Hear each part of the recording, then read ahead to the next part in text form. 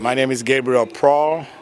I'm the past president of ILWU Local 52, chair of the Juneteenth Committee at the waterfront in Seattle, and also president of the Seattle chapter of the Philipp Randolf Institute, and co-chair of the African American Longshore Coalition.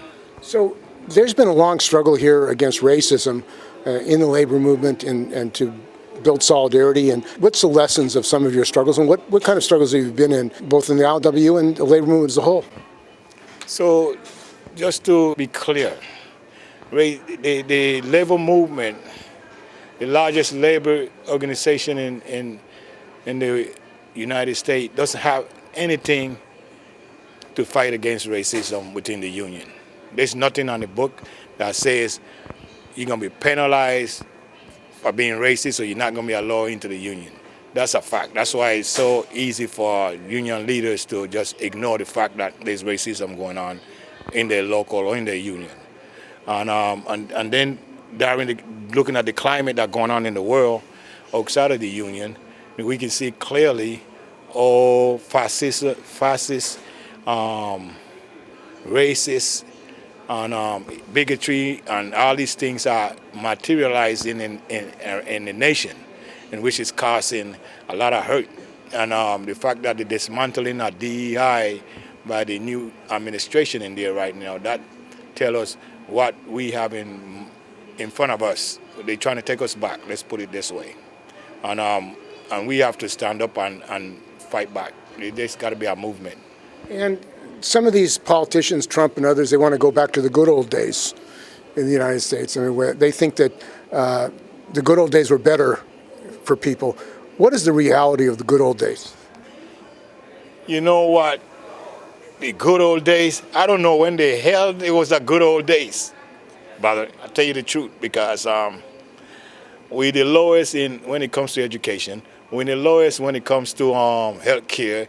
We're in the lowest when it comes to taking care of our people in this country.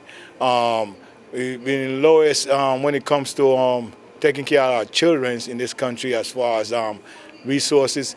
I mean, let's talk about homelessness. It's ridiculous. So when they say make America great again, I don't know what the hell he's talking about. Because America was never great. It was depressed. It's always been depressing. It's always been oppressed to people, and it's always invest into creating oppression abroad. So I'm still waiting for that day. And the labor movement, as you said, there's been no campaign when there were hanging nooses put up around the country. There was no national education campaign. Is there and should there be a real political education campaign about racism, what it is, and how to fight it in the labor movement? And you're right about that, Steve. You know, if we go back in the early 1900s, when the labor movement was really doing what the labor movement was really moving in the direction that workers should be moving, we had a whole different labor movement than what we have today. You know, you had the militancy that the labor movement had made a whole lot of change for us. I know today you got this administration trying to take that all away from us. And we cannot step back and let that happen. But the reality is that labor is standing by quiet. The Democratic Party is standing by quiet. And you got this administration that violating every rule, doing every illegal stuff, and expect to continue to do it without any accountability. And the people of this country is tired. They're not going to take it.